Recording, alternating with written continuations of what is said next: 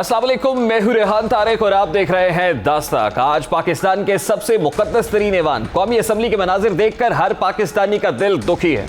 आज रूह कायद अवामी नुमाइंदों से शिकवा कुना है। आज पार्लियामान में जो गैर पार्लियामानी अंदाज इख्तियार किया गया, बजट इजलास के बाद आज तीसरे दिन मुसलसल ऐवान की कार्रवाई हंगामा आराई की नजर हो गई। गुज़श्ता 3 रोज के दौरान अवामी नुमाइंदों ने अवामी टैक्स के 7.5 करोड़ गालम गलोच, हुल्लड़बाजी और नारों की नजर कर दिए।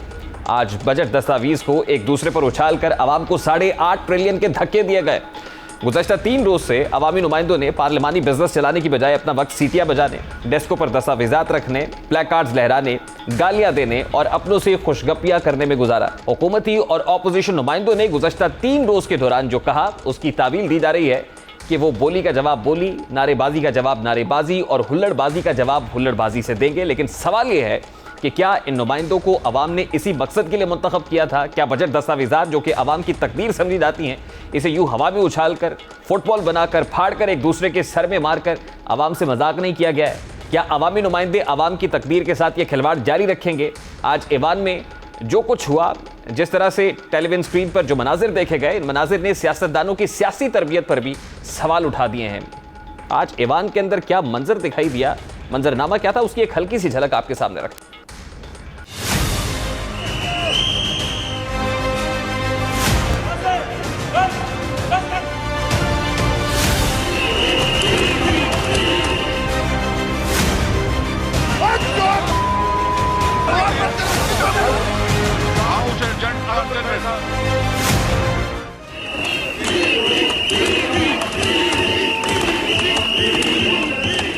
ये कोई और जगह नहीं है बल्कि पाकिस्तान का मुकद्दस ऐवान है, पार्लियामान है, जिसे सुप्रीम समझा जाता है। ऑपोजिशन लीडर की तकरीर के दौरान होने वाली हंगामा आराई पर हुकूमत का दावा है कि लड़ाई अली गौहर बलोच के उन नारों से शुरू हुई। नून लीग के MNA ने तमाम पार्लियामानी इक़दार को बालाए ताक रखकर गालियां दी। उस पर नौजवान MNA जज्बाती हुए और फिर बजट की किताबें फेंकने का सिलसिला शुरू हो गया। जबकि वज़ीर इत्तलात फवाद चौधरी इस मामले को बिल्कुल इंपॉर्टेंट नहीं समझ रहे हैं। वो समझते हैं कि बिल्कुल अहम नहीं है। उनका कहना है कि बड़ी बात नहीं है। इसी असम्बली में स्पीकर भी कत्ल हुआ था गैर पार्लियामानी जबान से। अरकान को रोकने के सवाल पर उनका कहना था कि किसी बात नहीं, झगड़ा तो हो ही जाता है। फवाद चौधरी ने इस तमाम तर सूरत हाल पर क्या रद्दअमल दिया, वो भी आपको दिखाता है। देखिए, मसला यह है कि इसके लिए अपोजिशन को कायदा कानून तय करना पड़ेगा। इस तरह तो नहीं चल सकता। नहीं, कोई अनप्रेसिडेंटेड नहीं है। इस असेंबली में तो एक स्पीकर जो है वो जान से चला गया था कुर्सी लगने से। कोई अनप्रेसिडेंटेड नहीं है। झगड़ा होता है तो झगड़ा होता है, इसमें क्या अनप्रेसिडेंटेड। अब गालम गलोच किसने शुरू की, धक्के और धोस धमकी कौन जिम्मेदार है? ऑपोजिशन तो मुख्तलिफ कहानी बयान कर रही है, लेकिन अली नवाज के मुताबिक इब्तदा ऑपोजिशन की जानिब से की गई, इसलिए उन्होंने इसका जवाब दिया। अली नवाज अवान की तरफ से क्या वजाहत पेश की गई है, वो भी आपको दिखाते हैं। गलोच के ऊपर उतारा है और धक्के देने और आगे पीछे, तो फिर उसके ऊपर मैंने भी फिर उनको धक्के दिए। फिर उन्होंने मुझे किताब मारी, मैंने उनके ऊपर किताब मारी। वो गालियां दे रहे थे, मैंने उन्होंने दी, पहले नहीं देनी चाहिए थी। इसमें कोई गलत बात, इसमें वो कोई ऐसी बात नहीं। हुकूमती दावे अपनी जगह, लेकिन बाखबर जराये के मुताबिक हुकूमत की जानिब से पार्लियामेंट में जारहाना रवैया अपनाने का फैसला आज वफाकी काबीना इजलास में हुआ।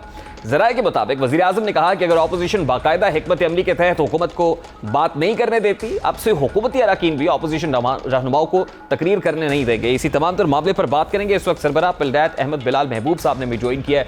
अस्सलाम वालेकुम महबूब साहब, बहुत बहुत शुक्रिया आपके वक्त के लिए। महबूब साहब, आज जो कुछ पार्लियामान में हुआ, इससे हमारी जमहूरियत को कितनी ठेस पहुंची है और किस सतह पर देखते हैं हम, हमारी डेमोक्रेसी किस सतह पर खड़ी हुई है? सर, मुझे बहुत अफसोस हुआ देख के और बहुत डिप्रेशन हुआ कि हम लोग जो कौमी असम्बली की इंतहाई इज़्ज़त और एहतराम करते हैं, आज की कार्रवाई देख के यूँ लगा कि इससे तो हमारी जमहूरियत की लुटिया बिल्कुल ही डूब चुकी है। हम तनज़्ज़ुली का शिकार हैं बजाय इसके कि हम इम्प्रूव करते और कुछ बेहतर होते। हमारे हालात जमहूरियत के और पार्लिमानी रिवायात के तो पहले से ख़राब तर हो गए हैं। और ख़ास तौर पे ये एहसास भी रहा कि गरीब मुल्क है, जिस मुल्क के अंदर इक़्तिसादी हालात बहुत ही ख़राब है, हमारे बजट के हालात बहुत ख़राब है, हमारी पिछले कोविड-19 की वजह से बहुत नुकसानात हो चुके हैं। इसके बावजूद ये गरीब कौम जो है अपने पार्लिमान का अपकीप करने का, उनकी रिहाइश का, उनके सफ़र का, उनकी बहस व तमहीज़ का बहुत बड़ा ख़र्च उठाती है। तकरीबन 5.5 बिलियन के करीब सालाना। तो इतना बड़ा खर्च हम इसलिए थोड़ी उठाते हैं कि आप हमारे खर्च पे घूंसे चलाएं, गालियां दें, किताबें फेंकें एक दूसरे के ऊपर और सीटियां बजाएं, गोल गपाड़ा करें, डेस्कों को बजाएं। ये काम आप अपने खर्च पे करें, बाहर जाके करें। बुरी बात है, फिर पुलिस आपसे निपटेगी। आप यहाँ पुलिस के तहफ़्फ़ुज़ के अंदर बैठ के, जहाँ कोई मुदाखलत नहीं कर सकता, आप ये सब कुछ कर रहे हैं और हम गरीब लोगों के टैक्स के पैसों से कर रहे हैं। ये बात तो बिल्कुल नाकाबिले बर्दाश्त है और अनएक्सेप्टेबल है। अच्छा अहमद साहब, इसकी दो किस्म की कॉस्ट है मेरा ख्याल। एक तो फाइनेंशियल कॉस्ट है, जैसे आपने बताया कि असेंबली इजलास को कंडक्ट करने के लिए कितने पैसे लग रहे होते हैं, टैक्स पेयर की मनी से इजलास चल रहा होता है। दूसरी जो कॉस्ट है मेरा ख्याल है वो मोरालिटी की कॉस्ट है। तो आपके ख्याल में कौन सी कीमत आज ज़्यादा चुकाना पड़ी है? फाइनेंशियल कॉस्ट ज़्यादा नुकसान हमें फाइनेंशियली हो रहा है या मॉरली हमारा इमेज ख़राब हुआ है दुनिया में? देखिए, मॉरली तो यकीनन बहुत नुकसान हुआ है। हम पहले से ज़्यादा बुरे नज़र आए हैं पूरी दुनिया को और अपने कौम के सामने, क्योंकि आज तक तो ये होता था कि अपोजिशन ये काम करती थी। अपोजिशन के लिए भी ये मुनासिब नहीं है कि वो प्ले कार्ड लेके खड़े हो जाएं, स्पीकर का घेराव कर लें और ये रिवायत बना दें कि आप फाइनेंस मिनिस्टर जब भी बजट पेश कर रहा होगा तो बग़ैर जाने कि वो क्या पेश कर रहा है आप उसका घेराव कर लें और उस पर आवाज़ें कसें और उसकी बात ही ना सुनने दें। अपोजिशन का भी गलत था, लेकिन ये बहरहाल अपोजिशन करती है और गवर्नमेंट जो है वो उसको बर्दाश्त करके अपने डेकोरम को ख़राब नहीं करती। लेकिन आज हमने ये रिवायत इस तरह से ख़राब होती नज़र आई कि गवर्नमेंट के ऑनरेबल मिनिस्टर्स और मेंबर्स और पार्लियामेंट्री सेक्रेटरीज़ ये भी सारे खड़े होकर वही सब कुछ कर रहे थे और कायदे इस इख्तलाफ की तकरीर को नहीं सुन रहे थे और ये रियलाइज़ नहीं कर रहे थे कि अगर आप असम्बली की कार्रवाई को डिसरप्ट कर रहे हैं और कार्रवाई को नहीं चलने दे रहे हैं तो आप अपना नुकसान कर रहे हैं। अच्छा, दुनिया तो ये देखती है। जी अहमद साहब, ना सिर्फ रीसेंट डेज के अंदर बल्कि रीसेंट ईयर्स के अंदर ये बार बार रिपीटेडली होता हुआ दिखाई दे रहा है। तो रूल्स ऑफ बिजनेस क्या कहते हैं? मतलब ये इतना अनअवॉइडेबल होता है? सार्जेंट एट आर्म्स तो मौजूद होते हैं, हमने देखा कि सार्जेंट्स जो हैं वो भी जख्मी हुए मौके पर, लेकिन मुस्तकबिल में नियर फ्यूचर में इस तरह के वाकयात को रोकने के लिए, क्योंकि कंसेक्यूटिवली इस तरह से होना इसका मतलब ये है कि इसको रोका नहीं जा रहा है।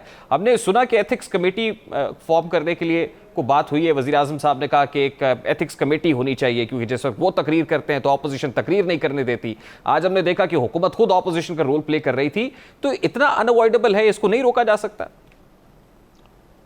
नहीं, बिल्कुल अनअवॉइडेबल नहीं है, इसको रोका जा सकता है। स्पीकर साहब को अपनी एक तो मॉरल अथॉरिटी कायम करनी चाहिए और उस मॉरल अथॉरिटी को इस्तेमाल करना चाहिए और मॉरल अथॉरिटी के अलावा वो अथॉरिटी जो कवायद और ज़वाबित उनको दे रखी है उनको भी इस्तेमाल करना चाहिए। स्पीकर साहब के इख्तियार में है कि ऐसे वो लोग जो डिसरप्ट कर रहे होते हैं कार्रवाई को उनको वार्निंग दें, फिर अगर वो वार्निंग के बावजूद भी जारी रखें तो उन्हें इजलास से खारिज कर दें, उन्हें बाहर निकाल दें। वो बाहर ना जाएं तो फिर सार्जेंट एट आर्म्स के ज़रिए से ज़बरदस्ती उन्हें बाहर निकाल दिया जाए। वो ये भी कर सकते हैं कि पूरे सेशन के लिए उनको सस्पेंड कर दें कि वो दोबारा नहीं आ सकते। तो उनके पास करने के लिए इख्तियारात तो बहुत हैं, लेकिन मैंने ये देखा है कि वो इख्तियारात इस्तेमाल नहीं कर रहे। एक तो शायद वो रेस्ट्रेन कर रहे हैं कि इस एक्सट्रीम मेजर पे ना जाए, लेकिन आज जिस एक्सट्रीम पे मेंबर चले गए थे मेरे ख्याल में उनको इसके ख़िलाफ़ कार्रवाई करनी चाहिए थी, बल्कि अभी भी करनी चाहिए। उनके पास रिकॉर्डिंग मौजूद है, फुटेज मौजूद है। ये खबर सुनने में आ रही है ज़राए के मुताबिक स्पीकर साहब ने कहा है कि जिन अफराद की जानिब से ये किया गया है उनको असेंबली सेशन के अंदर आने से रोका जाएगा, उनका दाखिला जो है उसको ममनू करार दिया जाएगा। अब देखिए, ये ऑपोजिशन बेंचेस की तरफ से हो, ट्रेजरी बेंचेस की तरफ से हो, ये दोनों तरफ से काबिल मजम्मत है। शाहिद खान अब्बासी साहब स्पीकर डाइस के सामने गए, उन्होंने जूता मारने की धमकी दी, उस वक्त भी हमने इसको काबिल मजम्मत करार दिया, कंडेम किया। लेकिन आपको क्या दिखाई देता है सर कि जो कुछ हो रहा है इसमें ऑपोजिशन ये कहती है कि स्पीकर का किरदार, जैसे आप कह रहे हैं, बड़ा मुतनाज़ हो गया है। स्पीकर का बहुत बड़ा रोल होता है, वो कस्टोडियन ऑफ द हाउस है, उसको चाहिए कि इस तरह के वाकयात होने से रोके। लेकिन आपको लगता है कि स्पीकर वाकई जानिबदार हो गए हैं और ऑपोजिशन ये कह रही है कि स्पीकर के खिलाफ कोई वोट ऑफ नो कॉन्फिडेंस लाएंगे, तो ये करने में भी कामयाब होते हुए दिखाई दे रहा है आपको, और यही हल है इसका? देखिए, स्पीकर साहब को बावजूद इसके कि वो एक सियासी जमात के मेंबर हैं, एक सियासी जमात के टिकट पे इलेक्ट हुए हैं, और सियासी जमात का उनके ऊपर एक दबाव रहता होगा। सियासी जमात भी उनसे तवक्को करती होगी कि हमने आपको इलेक्ट करवाया है तो आप हमारी कार्रवाई में आप हमारी साइड लें। लेकिन इसके बावजूद तमाम स्पीकर जो इन तमाम मजबूरियों से गुज़र रहे होते हैं वो अपनी आज़ादाना हैसियत का तहफ़्फ़ुज़ करते हैं, क्योंकि अगर वो अपनी आज़ादाना हैसियत का तहफ़्फ़ुज़ ना करें तो फिर अपोजिशन के सामने उनकी साख नहीं रहती। तो मेरे ख़्याल में असद कैसर साहब का बहुत तजुर्बा है। वो खैबर पख्तूनख्वा असम्बली में भी स्पीकर रहे हैं, ज़माना तालिब इल्मी में भी सियासत में हिस्सा लेते रहे हैं। तो उनको मेरे ख़्याल में अपनी जमात के सामने और अपनी जमात के सरबराह के सामने अगर वो दबाव पड़ता है तो उसके सामने ज़रा थोड़ा सा अपने आप को असर्ट करना चाहिए, क्योंकि अगर वो नहीं करेंगे असर्ट तो फिर वो बतौर स्पीकर अपने फ़राइज़ सर अंजाम नहीं दे सकेंगे। तो मैं ये तवक्को करता हूँ कि वो जिन लोगों ने आज खिलाफ वर्जी की है कवायद की, उनके ख़िलाफ़ एक्शन लिया जाएगा और आइंदा भी वो बर वक्त फ़ैसला लेंगे और ऐसे लोगों को ऐवान से बाहर निकाल देंगे। अच्छा, मेरे ख्याल में बिल्कुल जी एवं साहब, लास्टली ये जो स्पीकर के खिलाफ अदम एतमाद की तहरीक है, गालिबन फ्राइडे को कहा जा रहा है कि इस हवाले से को वोटिंग होगी। 172 वोट्स दरकार होंगे स्पीकर को चेंज करने के लिए। इस हवाले से नंबर काउंट क्या कहता है और आपको कोई ऐसी मूव आती हुई और फिर कामयाब होती हुई दिखाई दे रही? देखिए, मुझे तो ये इल्म है कि डिप्टी स्पीकर साहब के ख़िलाफ़ एक तहरीक अदम एतमाद मूव हुई है, लेकिन स्पीकर साहब के ख़िलाफ़ तो अभी तक तहरीक अदम एतमाद नहीं आई। लेकिन मेरा ख़्याल ये है कि चूँकि असम्बली के अंदर एक अक्सरियत मौजूद है PTI की, और इसके लिए एक अक्सरियत चाहिए होती है ऐवान की, टोटल मेंबरशिप की, तो मुझे नहीं लगता कि इनके ख़िलाफ़ ये अदम एतमाद की तहरीक कामयाब होगी। लेकिन एक सिंबॉलिक चीज़ होती है, एक सिंबॉलिकली स्पीकर के ख़िलाफ़ तहरीक अदम एतमाद आने का मतलब यह है कि अपोजिशन को अब स्पीकर के ऊपर एतमाद नहीं रहा। वो स्पीकर के लिए एक एम्बैरसिंग चीज़ है, तो वो उनको एक मैसेज देना चाहते हैं कि हमें आप पे एतमाद नहीं है, आपकी आज़ादाना हैसियत नहीं है, तो इसलिए वो होती है। लेकिन मुझे ये कामयाब होती तो कतई नज़र नहीं आ रही, ना डिप्टी स्पीकर साहब के खिलाफ ना स्पीकर साहब के खिलाफ। बहुत बहुत शुक्रिया अहमद बिलाल महबूब साहब, सरबराह पिलडाट हमारे साथ मौजूद थे। गुफ्तगू आपने सुनी। अभी एक ब्रेक लेंगे और ब्रेक के बाद जब वापस आएंगे तो फिर शहर कायद का रुख करेंगे। सवाल उठाएंगे कि शहर कायद पर कब्जा माफिया का राज कैसे ख़त्म होगा। इस आम मामले पर बात होगी इस ब्रेक के बाद।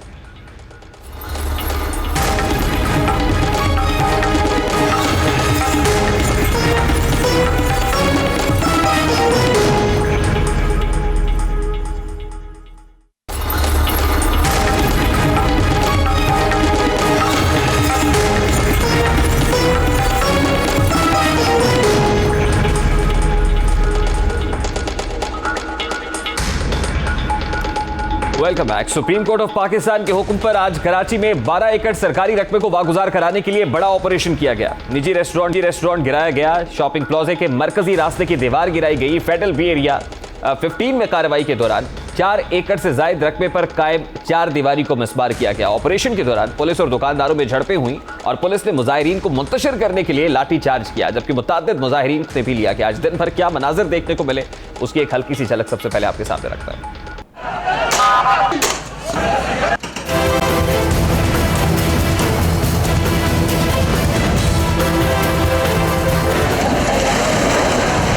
शहर कायद में सरकारी ज़मीन और नालों के गिर्द बेहंगम तामीरात हैं। किसी ने चाइना कटिंग की सूरत में जो कीमती ज़मीनें हैं उन पर हाथ साफ किए हैं, वहाँ पर बराजमान हैं, तजावुज़ात बनाकर बैठे हुए हैं। जो माफिया हैं, वो जो बिल्डर्स हैं, कराची की 100 से ज़ायद कच्ची आबादियों में गैर कानूनी इमारतें उन्होंने बना रखी हैं। अगर प्रोड्यूसर साहब काइंडली फुटेज कट करें तो हम दिखाएं कि दिन भर वहाँ पर क्या सूरत हाल देखने को मिली है। कुछ ऐसे मनाजिर थे कि जैसे ये मैदान जंग है और वहाँ पर पुलिस वाले जो है वो डाकुओं को गिरफ्तार कर रहे हैं, उन पर जो है वो लाठीचार्ज किया जा रहा है, पथराव किया जा रहा है, उनको गिरफ्तार किया जा रहा है, हिरासत में लिया जा रहा है। यूँ दिखाई दे रहा था कि जैसे ये लोग किसी दूसरे मुल्क के लोग हैं जिन पर तशद्दुद हो रहा है। और ये तमाम तर मनाजिर देखिए कि किस तरह बहीमाना तशद्दुद किया जा रहा है इन लोगों पर जो दुकानदार हैं। अलादीन पार्क के गिर्द इन्होंने दुकानें बना रखी थी, इनकी दुकानों को ना सिर्फ मिसमार किया गया बल्कि इनके साथ जो कुछ हुआ वो सब आपने देखा है। अब हुकूमत की जानिब से क्या मौक़िफ़ अपनाया जा रहा है, सईद गनी साहब ने क्या कहा, ज़रा उसकी एक दिखाते हैं। हुकूमत की बात है, जितना ह्यूमनली पॉसिबल है, जितना हमारे पास वसाइल हैं, लोगों के जो मसाइल हैं जो बहुत ज़्यादा हैं, उसको हल करने की कोशिश करें और हम वो कोशिश कर रहे होते हैं। और शायद यही वजह है कि सुबह सिंध के लोग हमसे मुतमईन भी हैं और बार बार वोट देकर भी पार्टी को कामयाबी कर रहे हैं। अब कराची में ये क्या हो रहा है, क्यों हो रहा है, इसका रिस्पॉन्सिबल कौन है और अल्टीमेटली जो सफरर्स प्रोटेस्टर्स दिखाई दे रहे हैं इनके लिए क्या कॉम्पनसेशन हो सकती है, इस तमाम मामले को समझेंगे। इस वक्त साबिक एडमिनिस्ट्रेटर कराची फ़हीमुज़्ज़मान साहब ने हमें ज्वाइन किया है। अस्सलाम वालेकुम फ़हीमुज़्ज़मान साहब, बहुत बहुत शुक्रिया आपके वक्त के लिए। ये अलादीन पार्क का जो मामला है गालिबन 1995 की बात है और उस वक्त एडमिनिस्ट्रेटर कराची भी आप ही थे। मेरा ख्याल आपसे बेहतर कोई नहीं बता सकता कि असल में मास्टर प्लान क्या था, होना क्या था और हुआ क्या, और इसके पीछे रिस्पॉन्सिबल कौन है फ़हीम साहब? सबसे पहले आपका बहुत शुक्रिया प्रोग्राम में शामिल करने के लिए। देखिए, जो सफारी पार्क का मास्टर प्लान था उसमें रेलवे लाइन के जो राशिद बिनहास रोड साइड है वहाँ पे 54 एकड़ ज़मीन थी, जिसको सफारी पार्क के मास्टर प्लान में अम्यूज़मेंट पार्क के लिए जगह रखी गई थी। तो जब मैं एडमिनिस्ट्रेटर बना हूँ तो उसके लिए ऑलरेडी गवर्नमेंट ऑफ सिंध और केएमसी जो है उन्होंने बिड्स इनवाइट की थी कि इसमें ये मतलब अम्यूज़मेंट पार्क के लिए। उसमें एक कंपनी थी जो ऑलरेडी लाहौर में अलादीन पार्क के नाम से, जॉयलैंड के नाम से एक अम्यूज़मेंट पार्क रन कर रही थी, और उसके जो प्रोप्राइटर थे was a bright young man. उन्होंने जो है लम्ब से, आईबीए से, जो है मेरे ख्याल में आईबीएस से उन्होंने अपना ग्रेजुएशन वगैरह किया था। तो उस वक्त जब ये 52 एकड़ के ऊपर अम्यूज़मेंट पार्क का जो था उसके लिए सियाम पार्क बैंकॉक में जो है उसका मनोअन जो प्लान था वो यहाँ पे इम्प्लीमेंट किया जाना था। और उसकी इम्प्लीमेंटेशन में वो कुछ इस तरह से था कि जब आप एंटर होते उसमें तकरीबन उस वक्त शायद 130 रुपए पर हेड जो था एंट्री वो रखी गई थी या प्रपोज थी। उसमें से 25% केएमसी को मिलना था, इन्हें तमाम आमदनी से 25% केएमसी को मिलना था, और बाकी जो है वो जो स्पॉन्सर्स थे यानी जॉयलैंड उनके पास वो पैसे जाने थे। अच्छा, वो एक दफ़ा जब आप एंटर हो जाते तो एक छोटा सा शॉपिंग आर्केड था। वो शॉपिंग आर्केड इस तरह का था जैसे डिज्नीलैंड में या श्याम पार्क में होता है। आप एंटर हुए, कोन आइसक्रीम्स मिल रही हैं, टी शर्ट्स मिल रही हैं, की चेन्स मिल रही हैं, सोवेनियर्स, मोमेंटोज, इस तरह की चीज़ें जो कि पार्क रिलेटेड एक्टिविटी के लिए होनी थी। उसके बाद जो है झूले या जो भी राइड्स थी वो होनी थी। अच्छा, वो एग्रीमेंट जो है उसको एक तो गवर्नमेंट ऑफ सिंध ने अप्रूव किया था, एडिशनल चीफ सेक्रेटरी के सामने उसकी फाइनल प्रेजेंटेशन हुई थी, और उसके अंदर कराची के चीदा लोगों की एक कमेटी चीफ सेक्रेटरी ने नोटिफाई की थी। उस कमेटी ने उसको बाकायदा जो है सर्टिफाई किया था। अच्छा, it was purely an amusement park. बाद में क्या हुआ कि वो दुकानें बाहर आ गई, अलग से एक शॉपिंग आर्केड बन गया। ओरिजिनल जो वो था एग्रीमेंट वो तो केएमसी में मेरे ज़माने में हुआ, मगर उसके बाद फारूक सत्तार साहब तशरीफ लाए, उन्होंने एक रिवाइज किया उस एग्रीमेंट को। फिर 2 एग्रीमेंट्स जहाँ तक मुझे याद है नेमतुल्लाह खान ने एज नाजिम जो है उनको रिवाइज किया, और उन्होंने फिर उसके अंदर दुकानों को भी रेगुलराइज कर दिया, उन्होंने हर चीज को रेगुलराइज कर दिया। फ़हीमुज़्ज़मान साहब, कत्ता कलामी के लिए माजरत, लेकिन मुझे लगता है कि ये कहानी हूबहू वही है जो दीगर इलाकों में होती है। कराची के दीगर इलाकों में भी जैसे चाइना कटिंग हम सुनते हैं कि मास्टर प्लान कुछ और होता है, कुछ और लोग वहां आकर बैठ जाते हैं, उसके बाद तजावुजात बन जाती हैं, तजावुजात जब गिराई जाती हैं तो लोग एहतजाज करने के लिए आ जाते हैं। ये जो दुकानें इस जगह पर मौजूद थी, आप ये कह रहे हैं कि मास्टर प्लान का हिस्सा ये नहीं था, बल्कि अम्यूजमेंट पार्क के अंदर दाखिल होने के बाद कुछ शॉप्स वगैरह थी, ये जो बाहर आ गई, ये प्लान का हिस्सा, शॉपिंग आर्केड के अंदर थी, लेकिन ये प्लान का हिस्सा नहीं थी। ये this is out from the master plan. तो इनको इजाजत किसने दी, इनके साथ लीज एग्रीमेंट किसने किया, ये लीज कितनी देर की थी, और ये दुकानदार जो इस वक्त प्रोटेस्ट कर रहे हैं, क्या प्रोटेस्ट करने में हक बजाने में है, क्योंकि उनकी तो दुकानें चलेंगी, उनसे तो रोजगार छीना जा रहा है। देखिए, पहली बात तो ये कि ये जब जो ओरिजिनल लीज थी या जो केएमसी ने इनके साथ एग्रीमेंट किया था वो बुनियादी तौर पे 25 साल का था। तो कोई भी दुकान अगर 25 साल के एग्रीमेंट में होता तो वो दुकानें 25 साल, ये 95 में अगर एग्रीमेंट हुआ था, ये 2020 के अंदर 25 साल पूरे हो गए। तो अब तो वैसे भी ये दुकानें जो है अपनी टाइम पूरी कर चुके हैं। देखिए, प्रॉब्लम क्या है, ये प्रॉब्लम ये है कि चीजें इतनी सिंपल होती नहीं जैसी आप मुझे या आपको नजर आती हैं। इन सारी चीजों के पीछे बहुत बड़े बड़े पैसे, बहुत सारे असर रसूख, ये कार फरमा होते हैं। कहीं पर पॉलिटिकल सपोर्ट होती है, कहीं पर फाइनेंशियल सपोर्ट होती है, इस तरह से। और फिर सबसे बड़ी बात, यहाँ पर कानून नाफिज करने वाले इदारे हैं, उनकी बाकायदा इस किस्म की चीजों की जो है सरपरस्ती होती है। देखिए, आपने अभी लफ्ज इस्तेमाल किया चाइना कटिंग। देखिए, ये चाइना कटिंग का नाम जो है बेसिकली कराची के रियल एस्टेट एजेंट्स ने ये नाम दिया।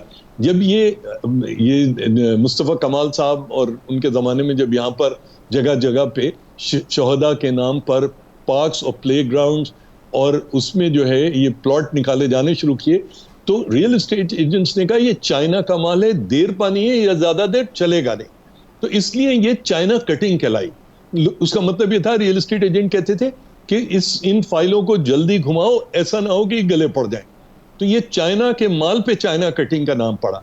इसी तरह से जितने लोग आज एहतजाज कर रहे हैं, ये सब ये जानते हैं, या के जो स्पॉन्सर्स हैं ये हैं कि ये इस शहर के साथ एक नाइंसाफी हुई, एक बेईमानी हुई है। आज अगर आप कहें हमने तो दुकान ली थी, क्या आपको किसी ने लीज दी थी दुकानों की? क्या आपको 99 साल की लीज दी थी? आप सब लीज आपको हो ही नहीं सकती ना। 25 साल की अगर मैंने लीज दी है, लेकिन फैज साहब, दुकानदार ये कह रहे हैं कि हमारे साथ जो एग्रीमेंट हुआ था उसके मुताबिक हमें पहले नोटिफिकेशन मिलना चाहिए था। इस हवाले से कोई खबरदार करता कि ऐसा होने जा रहा है, ये तो आनन फानन हो रहा है और उसके लिए वो मेंटली प्रिपेयर्ड नहीं थे। नहीं, बिल्कुल गलत बात है। देखिए, मैं 95-96 में एडमिनिस्ट्रेटर था। मेरे उस वक्त जो है ये एग्रीमेंट वगैरह हुआ, उसके बाद जब मैंने वायलेशंस देखी, इंसिडेंटली मैं 99-2000 में दोबारा एडमिनिस्ट्रेटर बना, तो मैंने बुला के उस वक्त तक सिर्फ दुकानें बनी थी और उस वक्त तक ऑक्यूपाई नहीं हुई थी। तो कोई भी शख्स अगर ये कहता है कि हमें मालूम नहीं था, ये डे 1 से सबको पता है कि इसके अंदर केएमसी का और स्पॉन्सर्स का एक झगड़ा है, इसके अंदर स्पॉन्सर्स ने ज्यादती की है, केएमसी ने राइट नहीं दिया था। पॉलिटिकल पार्टीज ने अपनी लेजिटिमेसी के लिए और वोट बैंक की खातिर ये सब कुछ किया है, और इनके पीछे जो है पॉलिटिकल मेरे भाई इस मुल्क में कोई पॉलिटिकल पार्टी या पॉलिटिकल लीडर या पॉलिटिकल वो एक्टिविस्ट नहीं बचे जो पॉलिटिकल वोट बैंक के लिए करते हैं। ये सारा धंधा पैसों के लिए होता है, वसाइल के लिए होता है। अपने आप को धोखा मत दीजिए। तो who is responsible for this, sir? मतलब एमक्यूएम से बात करें, वो कहते हैं पाकिस्तान पीपल्स पार्टी से पूछे। पाकिस्तान पीपल्स पार्टी है तो उस वक्त पाकिस्तान पीपल्स पार्टी के दौर में मुझे दिया गया था, मैं आपको जवाब दे रहा हूं ना। अगर मैं तो सुप्रीम कोर्ट को कहता हूं सारे एग्रीमेंट्स ले, किसी एजेंसी को देने की जरूरत नहीं है, रजिस्ट्रार को बिठाएं, अपना 1-2 वकील लगाएं, उनसे कहें इसको पढ़ के देख लो ये किस तरह से हुआ, किसने, और इसको पब्लिक करो। अगर फहीम जमान ने अगर कोई गलत काम किया है तो आप फहीम जमान को टांग दीजिए, मगर अगर फहीम जमान ने नहीं किया, किसी और ने किया, तो उनको भी टांगो ना। देखिए फहीम साहब, कराची नीड्स अ फिक्स ना, मतलब ये तो एक केस है, लेकिन इस जैसे बहुत सारे, जब अभी हमने चाइना कटिंग पे बात की है, तो इसको तो सीरियस फिक्स चाहिए है। इसके पीछे कौन है? ये रियल एस्टेट माफिया है, इसके पीछे पॉलिटिकल ताकतें हैं, ये नेक्सस किसका है? इतना स्ट्रांग है कि सुप्रीम कोर्ट को बार बार अहकामात देने पड़ते हैं कि गिरा दो, हटा दो, उसके बाद प्रोटेस्ट होता है, फिर लोग सड़कों पर आ जाते हैं। नहीं, ऐसा कुछ भी नहीं है, ऐसा कुछ भी नहीं है रेहान साहब। देखिए, ये जो गलत काम करते हैं लोग, ये बहुत ही पतली, जो कहते हैं ना अंग्रेजी में थिन आइस, ये उसके ऊपर होते हैं। ये रेत के पहाड़ हैं, ये इससे आगे कुछ नहीं है। मसला ये है कि ये जितनी भी, आपने सिंध हुकूमत को भी कहा, आपने केएमसी को भी कहा, केएमसी अब सिंध हुकूमत को एक मुंजमद चीज नहीं है। पीपल्स पार्टी की गवर्नमेंट थी, उसके बाद एमक्यूएम की यहां पर आ गई, उसके बाद नेमतुल्लाह खान आ गए, जमात इस्लामी, फिर एमक्यूएम आ गई। तो अगर आप ये समझ रहे हो कि सिंध गवर्नमेंट या सिटी गवर्नमेंट जो थी या केएमसी जो थी वो कोई एक चीज है, कहीं ना कहीं पे लोग बेईमानी कर रहे हैं, उन लोगों को आइडेंटिफाई कीजिए। और इस बात में कि जी नस्ला टावर टूट रहा है या देखे ना, लेकिन भाई साहब, उन लोगों को आइडेंटिफाई करना किसका काम है, और फिर उनको पेनल्टीज देना, उनको पनिश करना किसकी रिस्पांसिबिलिटी है? देखिए, बदनसीबी ये है कि इस मुल्क के हुक्मरान जो हैं वो हुकूमत अवामुन नास के लिए नहीं करते। ये जितने लोगों के आप नाम ले रहे, चाहे वो यहाँ पर मुशर्रफ साहब की हुकूमत रही हो या यहाँ पर पीपल्स पार्टी या एमक्यूएम या जमात इस्लामी की हो, यहां पर हुक्मरान बुनियादी तौर पे अपना कद्दा भरने के लिए करते हैं हुकूमत, अवाम की बेहतरी के लिए नहीं करते। अगर कर रहे होते तो आज इस शहर का ये हशर नहीं होता जो आज है। अगर आप इसको देखें, चीजों को डाइल्यूट करना चाहे आप बिल्कुल कर दें। मसला यह है कि इस मुल्क में एक हुक्मरान तबकात है जो कि वहशी दरिंदे हैं और दूसरे अवाम हैं जो मजबूर और बेकस हैं। इन लोगों का आप किससे इन्वेस्टिगेशन कराइएगा? सुप्रीम कोर्ट को आप जस्टिस गुलजार को क्या समझते हैं? जस्टिस गुलजार ने कराची में पढ़ा, जस्टिस गुलजार ने कराची में ग्रेजुएशन की, लॉ पढ़ा, कराची में वकालत की, फिर उसके बाद उन्होंने सिंध हाई कोर्ट और फिर सुप्रीम कोर्ट पहुंचे। मुझसे और आपसे बेहतर जानते हैं यहाँ पर क्या होता रहा है। शुक्रिया फ़हीमुज़्ज़मान साहब आपके वक्त के लिए। साबिक एडमिनिस्ट्रेटर कराची फ़हीमुज़्ज़मान साहब हमारे साथ मौजूद थे। गुफ्तगू आपने सुनी है। क्या ये मामला कंक्लूसिव हो सकेगा? इसका कोई हल निकलेगा? और कराची में जो जगह जगह तजावुज़ात मौजूद हैं, क्या हमेशा सुप्रीम कोर्ट को इंटरवीन करने पड़ेगा और अदालती अहकामात पर ही कार्रवाई होगी, या फिर इसका कोई मुस्तकिल हल भी है? बारकैफ ये तो वक्त ही बताएगा। अभी एक ब्रेक लेनी है जी। ब्रेक के बाद जब वापस आएंगे तो फिर बात करेंगे कि नैब का एहतसाब हुकूमत को क्यों है इख्तलाफ, और आज चेयरमैन नैब ने जो बातें की हैं उनका जिक्र करेंगे। इस ब्रेक के बाद हमारे साथ रहिए।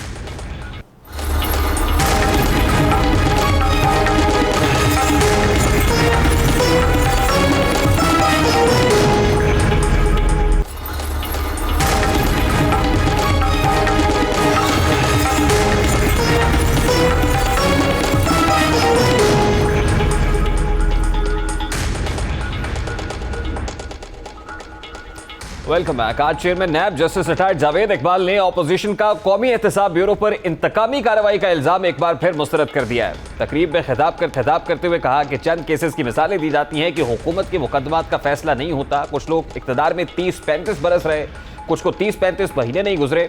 वक्त आने दें, कोई नहीं कह सकेगा कि किसी के साथ रियायत हुई है। साथ ही उन्होंने दावा किया कि नैब पर सरमायाकारों और बिजनेसमैनों का एतमाद है, इसी वजह से मुल्क में समय इजाफा हुआ है। चेयरमैन नैब किस तरह से मुल्क में सरमायाकारी और एक्सपोर्ट्स का क्रेडिट ले रहे थे, उसकी एक झलक आपको दिखाते हैं। इन्वेस्टमेंट में नैब किसी किस्म की रुकावट नहीं है। इस वक्त अगर आपके मुल्क की बरामदात बढ़ रही हैं तो सिर्फ नैब की वजह से बढ़ रही हैं। अगर नैब रास्ते की रुकावट होता तो आपका स्टॉक एक्सचेंज तमाम पुरानी हदूद अबूर कर जाता। नैब मसला नहीं है, नैब मसाइल का हल है। हमने शार्क मछलियों को और मगरमच्छों को पकड़ा हुआ है, तो छोटी मछलियां तो जाल से निकल जाती हैं। एक जेन्युइन बिजनेसमैन में और एक डकैत में फर्क को रवा रखना है। कोई भी अमेंडमेंट करें, लेजिस्लेशन को, पार्लियामेंट को उसको मुकम्मल इख्तियार है। कोई भी तरमीम गवर्नमेंट के कुछ लोगों के ज़हन में है तो वो असफंदियार खान वली का भी फैसला भी पढ़ ले। सवाल यह है कि क्या वाकई नैब पर सरमायाकारों का एतमाद बहाल हुआ है? क्या नैब ने ताजरों के खिलाफ कार्रवाई बंद कर दी है? चेयरमैन नैब ने अदलिया के बयान के पीछे उनका क्या मंतक है, वो क्या कहना चाह रहे हैं? इसका जवाब साबिक वज़ीर आज़म शाहिद खाकान अब्बासी ने एहतसाब अदालत के बाद मीडिया से बात करते हुए दिया। वो क्या कह रहे थे वो भी आपके सामने रखता है। वो चेयरमैन नैब है जो आजकल हाथ पैर मार रहा है एक्सटेंशन के, और इमरान खान एक्सटेंशन देना चाहता है क्योंकि ये चेयरमैन नैब ताबे है इमरान खान की। उसकी हकायक भी एक दिन मुल्क के सामने आएंगी। अब शाहिद खाकान अब्बासी चेयरमैन नैब के बयानिए के बिल्कुल बरक्स बात कर रहे हैं, जबकि रहनुमा पीपल्स पार्टी सलीम मांडवी वाला कई माह से ताजिर बिरादरी को नैब से बचाने का मुतालबा करते रहे हैं। सलीम मांडवी वाला बारहा कह चुके हैं कि नैब और बिजनेस एक साथ नहीं चल सकते, और नैब किस तरह से बिजनेसमैनों को हिरासा कर रहा है, तंग कर रहा है। डेप्यूटी चेयरमैन सेनेट होते हुए सलीम मांडवी वाला साहब ने क्या कहा है, उसकी एक झलक भी आपके सामने रखता है। नैब की इन्वॉल्वमेंट प्राइवेट बिजनेस में, प्राइवेट पाकिस्तानी के साथ, ओवरसीज़ पाकिस्तानी के साथ, ये नैब की इन्वॉल्वमेंट हमें बंद करवानी पड़ेगी। अब ताजिर बिरादरी को नैब से हमेशा ही तहफ़्फ़ुज़ात रहे हैं। वज़ीर आज़म पाकिस्तान से मुलाकात में शिकायत के अंबार लगाए, army chief general Qamar Javed Bajwa के सामने अपने मसाइल रखे, यहाँ तक कि चेयरमैन नैब को भी अपने तहफ़्फ़ुज़ात से आगाह किया, जिसके बाद ताजिर बिरादरी के मामलात से नैब को दूर करने पर इत्तफाक हुआ, एक कंसेंसस हुआ। खुद वज़ीर आज़म पाकिस्तान ने ताजिर बिरादरी को इस बात की यकीन दहानी भी कराई थी। नैब को, बिजनेस कम्युनिटी को, कोई हमने ऑर्डिनेंस के जरिए बिजनेस कम्युनिटी को इंसुलेट कर दिया है नैब से। या मुझे पता है मेरे कई दोस्त भी बैठे हुए जिनको काफी खुशी होगी सुन के, क्योंकि उनके ऊपर भी नैब के केसेस चल रहे थे।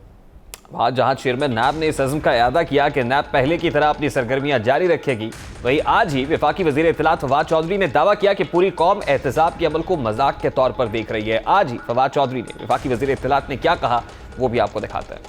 मुतालबा करना चाहते हैं अदलिया से शहबाज शरीफ साहब के जो केसेस हैं उनको डे टू डे बेसिस के ऊपर सुना जाए। कौम इसको एक मजाक के तौर पे ले रही है अकाउंटेबिलिटी को। वजीर आजम साहब को गैर शाइस्ता रवैया अपोजिशन की तरफ से बरकरार रखा गया, जिसकी प्लानिंग शहबाज शरीफ साहब खुद करते हैं। उनके 2-3 MNA जो खुद को बहुत बड़ा बदमाश समझ रहे हैं, उनको आगे किया जाता है और वो बाकायदा वहाँ पर गंदी जुबान और बदतमीजी करते हैं।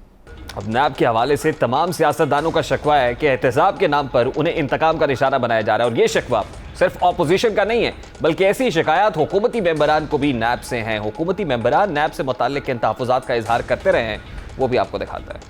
नैब जो है उसको चाहिए कि वो तफ्तीश पहले करे और किसी को पाबंद सलासल बाद में करे। मेरा कह रहा हूँ कारोबार का नुकसान 7 महीने से मैं अपने दफ्तर नहीं गया हुआ। अगर ये कोई और मुल्क होता, एक तो मैं सब कुछ सू कर सकता था या वो जेल में होते हैं, और जो ये 7 महीने मेरे साथ जो हुआ है इसकी मैं अकाउंटेबिलिटी लेता। चेयरमैन नैब मुल्क में कारोबारी सरगर्मियों का क्रेडिट ले रहे हैं, जबकि सियासतदान कौमी एहतसाब ब्यूरो के किरदार से मुतमईन दिखाई नहीं दे रहे हैं। चेयरमैन नैब की यकीन दहानी के बावजूद ताजिर बिरादरी भी शकवा कुना है। चेयरमैन नैब के हालिया खिताब के बाद कारोबारी शख्सियात की तवक्कुआत एक बार फिर बढ़ गई हैं, लेकिन देखना यह है कि कौमी एहतसाब ब्यूरो कब तक इन तवक्कुआत पर पूरा उतरेगी। बारकैफ अभी एक ब्रेक लेंगे, ब्रेक के बाद जब वापस आएंगे तो गुफ्तगू को कंटिन्यू करेंगे और कुछ ओवरसीज पाकिस्तानीज का गम आपके सामने रखेंगे। इस ब्रेक के बाद हमारे साथ रहिए।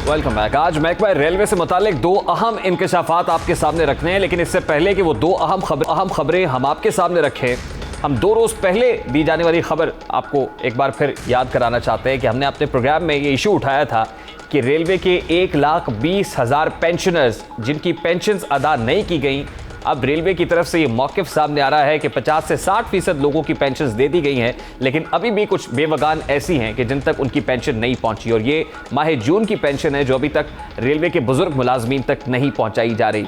अब ज़रा उन 2 इशूज़ की तरफ बढ़ते हैं। एक इशू ये है कि महकमा रेलवे की जानिब से मुसाफिरों की ज़िंदगियाँ दाव पर लगाने का सिलसिला ताहाल जारी है, और दूसरा ये कि रेलवे मुलाजमीन जो इस वक्त रेलवे अफसरान हैं वो शय खर्चियों में मसरूफ़ है। यानी एक तरफ बुजुर्ग मुलाजमीन है जो पेंशन के लिए दरबदर है, दूसरी तरफ जो रेलवे के अफसरान हैं वो शय खर्चियों में मसरूफ़ है। अब जिंदगियां दाव पर कैसे लगाई जा रही हैं, ये मामला भी आपके सामने रखेंगे, और अफसरान कैसे शय खर्चियों में मसरूफ़ है ये कहानी भी आपको सुनाएंगे। अब रेलवे का एक अहम कारनामा, एक और कारनामा बल्कि यूँ कहिए कि सामने आ गया है।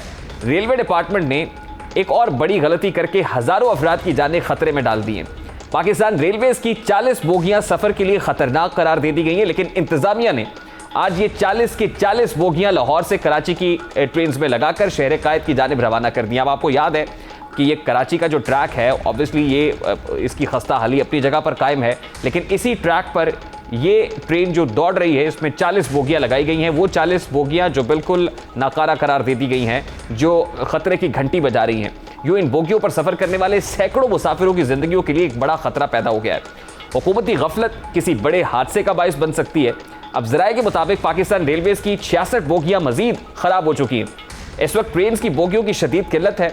1240 बोगियों की कमी का सामना करने वाली रेलवे की पुरानी बोसीदा और ख़तरनाक बोगियां लगाकर इसको चलाया जा रहा है, जिसके बायस हज़ारों मुसाफिरों की ज़िंदगियां दाव पर लग चुकी हैं। जहां रेलवेज़ में बोगियों की कमी का सामना है, जहां रेलवे मुलाजमीन को तनख्वाह देने के लिए पैसे नहीं हैं, वहीं रेलवे अफसरान की शय खर्चियाँ उरूज पर है। रेलवे अफसरान ने खुद ट्रेन से सफ़र करना छोड़ दिया है, हवाई दौरे शुरू कर दिए हैं, उसके लिए भारी भरकम TADS जारी हैं। 45 अफसरान ने कौमी ख़जाने को लाखों की फकी दे दी है। सिर्फ एक मुलाजिम ने 12 रोज़ के दौरान 70 से 75 हज़ार का TADA की मद में जो है वो शय खर्ची की है, ये पैसे उड़ाए हैं सिर्फ 12 रोज़ के अंदर। एक ऐसे वक्त में जहाँ रेलवे मुलाजमीन की बेवगान को पेंशन नहीं मिल रही है, जहाँ रेलवे के 1200 के करीब जो बोगियां हैं उनकी शॉर्टेज का सामना है, जहाँ 40 खस्ता हाल बोगियों के ज़रिए सैकड़ों मुसाफिरों की ज़िंदगियों के साथ खिलवाड़ किया जा रहा है, घिनौना खेल खेला जा रहा है, वहाँ अफसरान की शय खर्चियाँ समझ से बालातर है। अब ज़रूरत यकीनन इस अमर की है कि वज़ीर आज़म, वज़ीर रेलवेज़ हकीकी मसाइल को समझे और रेलवे को जो सफ़र पर ख़तरात लाहा को पुरखतर बनाने की बजाय मुसाफिरों के लिए महफूज बनाया जा सके। अब उस इशू की तरफ बढ़ते हैं जिसका ताल्लुक मिनिस्ट्री ऑफ ओवरसीज से है। मिनिस्ट्री ऑफ ओवरसीज पाकिस्तानीज ने कौम को एक अच्छी खबर सुनाते हुए दावा किया है कि कोरोना वायरस के बावजूद पाकिस्तान ने अफरादी कुव्वत बैरून मुल्क भेजने में भारत और बांग्लादेश को पीछे छोड़ दिया है। वजारत के मुताबिक पाकिस्तान 2,24,705 अफराद को मुख्तलिफ ममालिक भेज कर खित्ते का लीडर बन गया। सवाल यह है कि क्या पाकिस्तान को इस खबर पर खुश होना चाहिए? क्या पाकिस्तानियों का बैरून मुल्क जाने का रुझान हमारे लिए बेहतर साबित हो रहा है? कौन से पाकिस्तानी बैरून मुल्क गए हैं? पाकिस्तानियों की शरह जो इसमें इजाफे की वजूहात क्या है? जो ओवरसीज़ पाकिस्तानीज हैं क्यों बैरून मुल्क जा रहे हैं? वज़ीर आज़म पाकिस्तान तो बैरून मुल्क से नौकरियों के लिए लोगों को पाकिस्तान लाने की बात करते थे कि पाकिस्तान आया करेंगे बैरून मुल्क से लोग नौकरियां लेने के लिए। सवाल तो यह है कि हुकूमत अपने लोगों को बैरून मुल्क रवाना करने पर शादमान क्यों है, खुशी से शादियाने क्यों बजाए जा रहे हैं? हुकूमत दावा कर रही थी कि वज़ीर आज़म पाकिस्तान ने 1 करोड़ पाकिस्तानियों को नौकरियां देने के दावे की तरफ एक पेशकदमी कर दी है और उसके लिए उनको बाहर भेजा जा रहा है और इस वादे का 13% बैरून मुल्क भेज दिया गया है। ट्विटर पर जारी बयान के मुताबिक साल 2020 में बांग्लादेश ने 2,17,699 शहरियों को रोजगार के लिए बैरून मुल्क भेजा और भारत से इसी दौरान 94,145 अफराद रोजगार की गरज से दीगर ममालिक गए। हुकूमत का यह भी दावा है कि माली साल 2020-21 के जुलाई से अप्रैल के दौरान जो महाना 2.4 अरब डॉलर से भी ज्यादा है।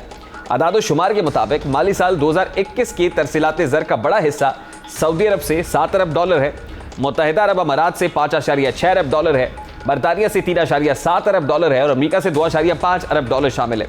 हुकूमत तरसीलाते ज़र में इजाफे और आलमी मार्केट में पाकिस्तानी अफरादी कुव्वत की खपत पर जश्न तो मना रही है, लेकिन हकीकत यह है कि आला तालीम याफ्ता और हुनरमंद पाकिस्तानियों का हुकूमत पर एतमाद खत्म हो रहा है।